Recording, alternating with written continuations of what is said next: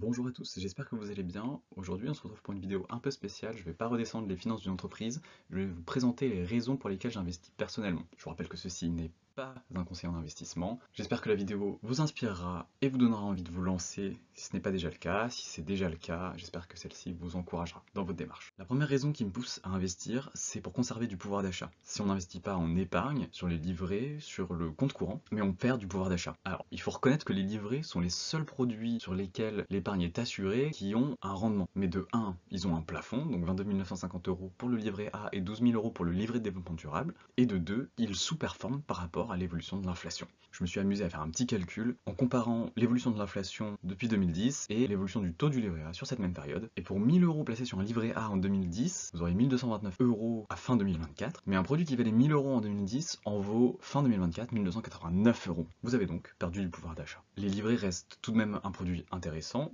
notamment pour garder une épargne de précaution, ou si on a un besoin de liquidité sur le court terme. La deuxième raison, ce serait pour préparer ma retraite. Je vous ai mis ici un extrait d'un article France Info de juin dernier. La réforme des retraites votée en 2023 est-elle insuffisante? Le système sera déficitaire dès l'année 2024 selon le Conseil d'orientation des retraites. Selon les dernières prévisions, le déficit des retraites sera plus important que prévu malgré le recul de l'âge légal.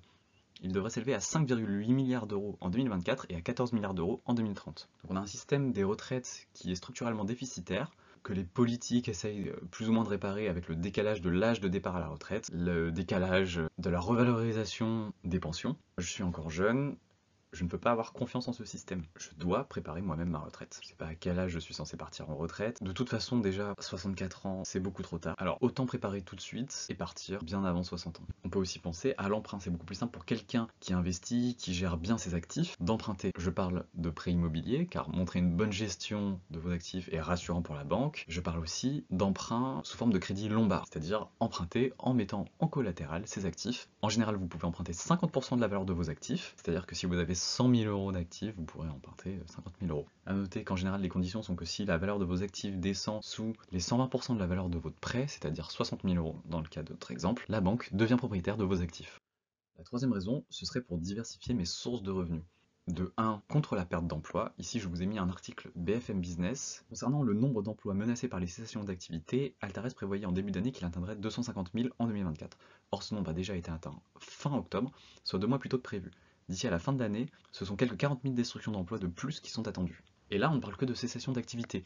Il y a aussi de nombreux plans sociaux en cours, chez Sanofi, chez Auchan, chez Michelin. Et à noter que la destruction d'emplois touchait auparavant majoritairement les emplois physiques, qui pouvaient être remplacés par la robotique, mais avec l'ère de l'IA, même les emplois pointus, techniques, pourront être remplacés en partie. On peut aisément penser qu'une équipe de 5 développeurs soit remplacée par 2 développeurs utilisant de l'IA. Et cela va mener d'autant plus à une diminution des effectifs dans le temps. L'IA va booster la rentabilité des entreprises, car elles auront moins de coûts pour une même génération de revenus. Alors, plutôt que d'être du côté des gens qui risquent de perdre leur emploi, autant prendre le parti des entreprises et devenir propriétaire d'un bout d'entreprise via les actions. Beaucoup plus de gens que vous ne le pensez peuvent devenir actionnaires. Avec 100 €, vous pouvez acheter au moins une action d'un bon nombre d'entreprises. Ensuite, diversifier ses sources de revenus, tout simplement pour booster ses revenus. Personnellement, j'ai commencé à investir en 2021. Je m'approche des 3 000 € par an en complément de revenus après impôt. Donc dividendes d'actions et autres types d'actifs dont je pourrais parler dans d'autres vidéos. Et je ne parle que de flux ici. Je ne parle pas en plus des plus-values des actifs, par exemple valorisation de mes actions. Alors, je ne peux toujours pas en vivre, c'est pas énorme, mais c'est toujours en lissant sur l'année 250 € par mois.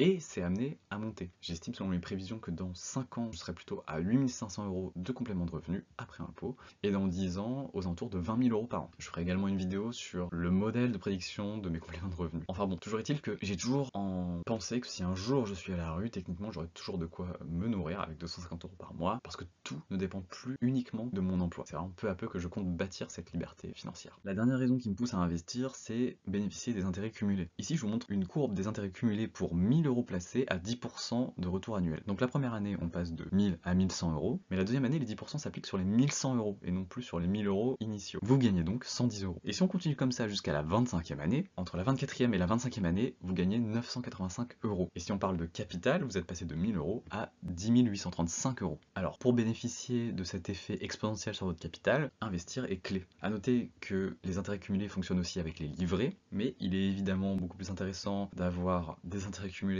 avec 10% de retour annuel, ce qui est un peu moins que le retour historique du S&P 500, donc les 500 plus grosses entreprises américaines depuis 1957, que de bénéficier des intérêts cumulés à 3%.